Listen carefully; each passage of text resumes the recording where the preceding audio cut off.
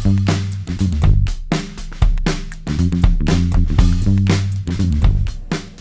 guys, welcome to the part 6 of capital budgeting. In our previous videos, we have discussed about capital budgeting where we mentioned about future cash inflow which was after depreciation after tax. In the previous problems which we have solved, we haven't considered depreciation and tax as a part in the cash inflow because we considered it that the inflow of amount of money which has been given with reference to a particular project, the future cash inflow, depreciation and tax was already adjusted. Today, we are going to discuss with reference to a particular problem where the cash inflow is not yet adjusted. That means we require to deduct depreciation and tax from the cash inflow. Let's go through the problem. That says a company is considering an investment in a project with a cost of rupees 2 lakhs. So that's the initial investment. The project has an expected life of 5 years and a zero salvage value. So the salvage value is mentioned as 0. The company uses a straight line method of depreciation. Now what is a straight line method of depreciation? Straight line method of depreciation means to say the depreciation amount every year will remain same. Straight line means it can also be termed as an original cost method or a straight line method, or else it can also be termed as a fixed installment method. So straight line depreciation means that the depreciation amount every year will remain same. The company tax rate is 40%. So the company is charging or rather they require to pay a tax of 40% to the government. Estimated earnings before depreciation, before tax. This is the most important line in that particular problem. The cash inflows which are being given, it's before depreciation, before tax, so required to deduct depreciation and then required to deduct tax. The inflow with respect to the earnings as for the year 1 to 5 has been given. So first what we require to understand, what is a straight line depreciation? Straight line depreciation means that the amount of depreciation will remain same. So if the value of the asset is 2 lakhs and the life is 5 years and at the end the salvage value or the scrap value is 0, that means the value of 2 lakhs is getting diminished with reference to depreciation. So every year, so if the 2 lakhs is the value of the asset for 5 years, then every year the depreciation amount will be 2 lakhs divided by the number of years, that is 5, which means the depreciation amount will be rupees 40,000 every year. So let's start on with the problem. We just cannot straightway use the amount of earnings before depreciation and tax in order to calculate NPV. What we require is to deduct depreciation and tax and then to come down to the actual cash inflow, less depreciation, less tax, and then we can calculate the NPV. Let's come on the board and let's solve the problem. So the first information which has been given is year. So year is 1, 2, 3, 4 and 5 years has been given. And given the earnings has been given which is before depreciation, before tax. The earnings amount refer to the problem is 70,000, 80,000, 1,20,000, 90,000 and 60,000. Now this is the earnings. Now straightway we cannot solve with this particular figure because this is an amount where depreciation and tax is not deducted.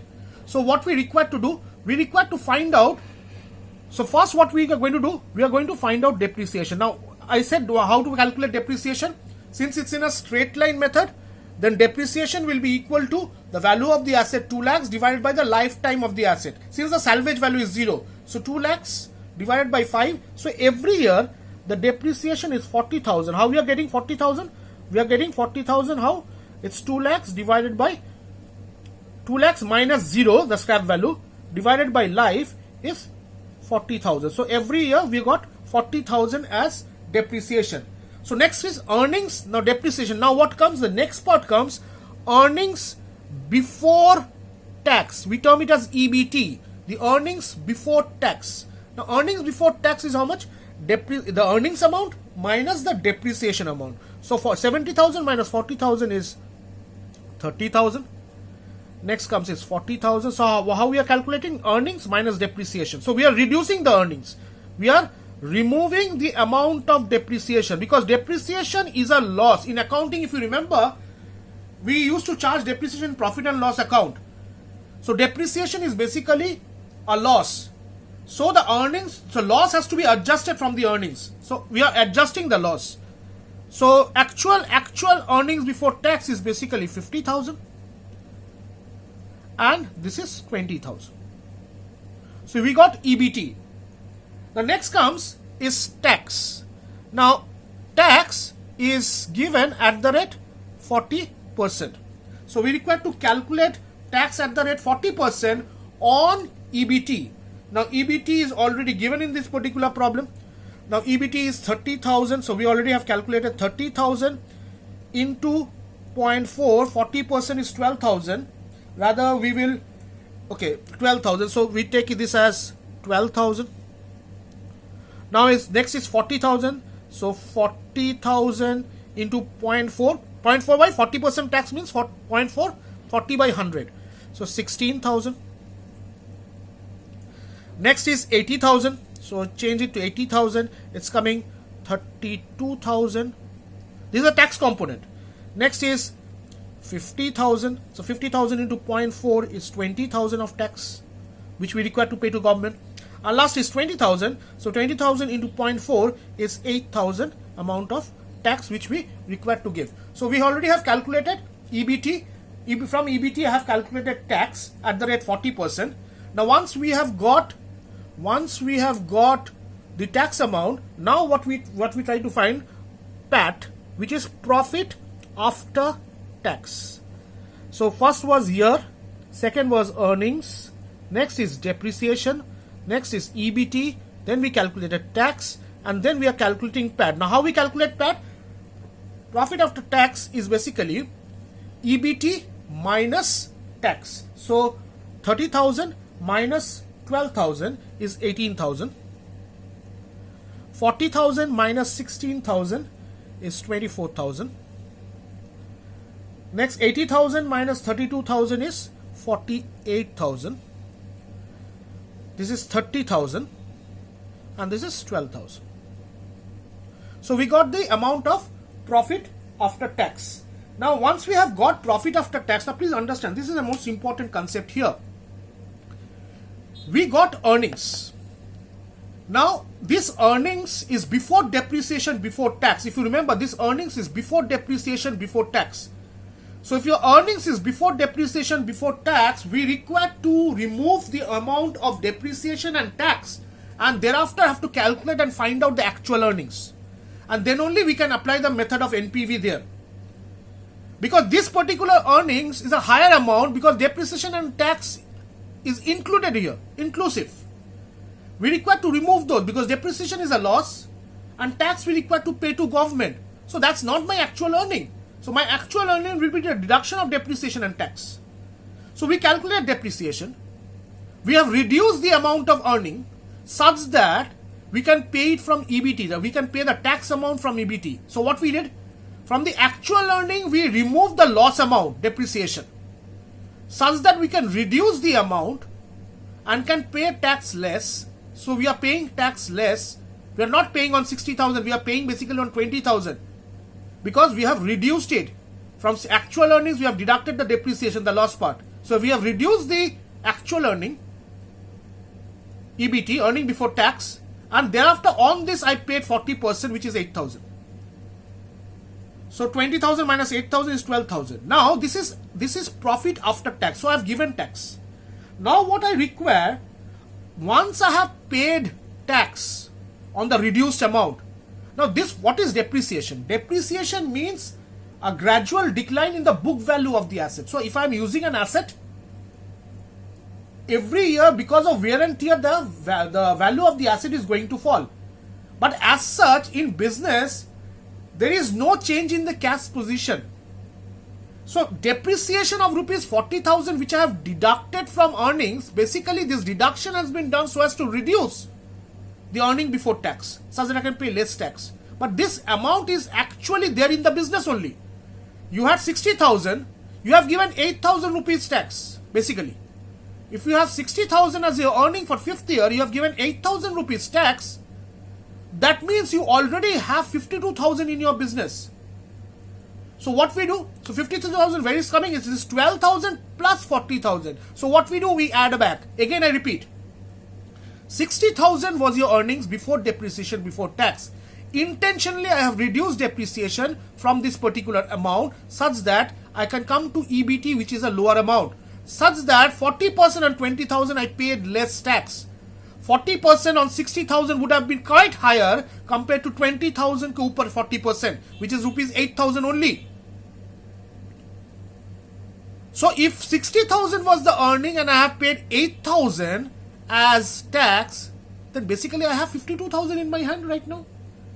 Now I am showing PAT is 12,000 because I have shown 40,000 as depreciation. So what we do? So actual inflow will be 18,000 plus 40,000, which is basically 58,000. So we add back the depreciation in PAT plus depreciation. So 58,000. So next one will be 24,000 plus 40,000 is 64,000. 40,000 plus 32,000 is 72,000.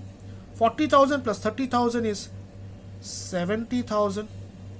And 40,000 plus 12,000 is 52,000. So I hope you have understood.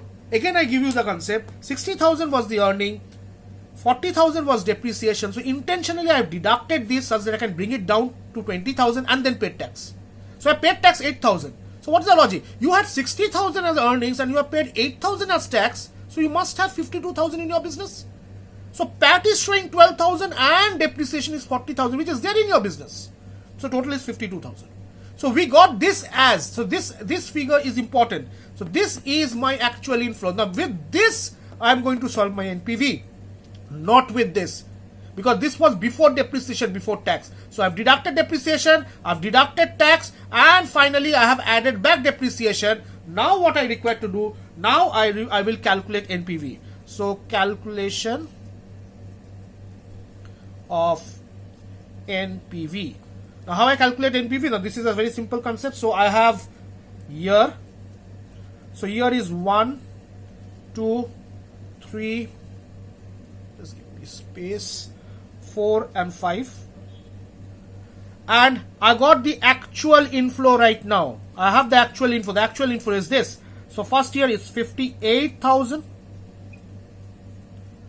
I got my actual info, which is 58,000, 64,000. Next is 72,000 for the third year. For the fourth year is 70,000. And for the fifth year is 52,000. So I already have got this particular figure from this calculation. So I got here, I got my actual inflow. So next is what? Next I require discounting factor, as you are aware of. Now discounting factor is already given in the problem. The discounting factor is 0.909 for the first year. It's at the rate 10% discounting. 0.826, 0.751. Now the pattern remains same. 0.683 and 0.621. So now what we do? We calculate the PV. So PV is what? PV is the multiplication of the actual inflow as on date multiplied by the discounting factor. So for the first one it's coming 52,722. Use a calculator. The next is coming 52,864. For the third is coming 66,088. For the fourth year it's coming 47,000. 32,810, and for final year, fifth year, it's coming 32,292. Now what we do? Now we add up this. So if I add up, I will get PV of cash inflow, which is 2,51,776. Please use a calculator to get this. 2,51,776. So therefore, NPV is equal to, we are aware of the formula, PV of cash inflow, PV of inflow minus PV of outflow. So PV of inflow minus PV of outflow. Now what is the amount of investment we have done? The investment is 2 lakhs. So PV of inflow is 2,51,776. So we are equal to 2,51,776 minus, if you remember, the initial investment as per the problem is 2 lakhs. So it's coming 51,776, and I accept the project since it has a positive NPV. So I hope the concept is clear. Now what is the most important part in this particular calculation? The most important part here is that the earnings which has been given, it's before depreciation, before tax. So if the amount is before depreciation, before tax, what we require to do, we require to calculate the amount of depreciation first. So we require to deduct from the earnings. This earnings can also be said as, please understand, this earnings, you can also write it down as cash flow before depreciation, before tax. It's for your purpose. You can also write it like this: cash flow before depreciation, before tax, such that you understand. So if it's before depreciation, before tax, so we require to deduct depreciation first. So once I deduct depreciation, then comes his earnings before tax.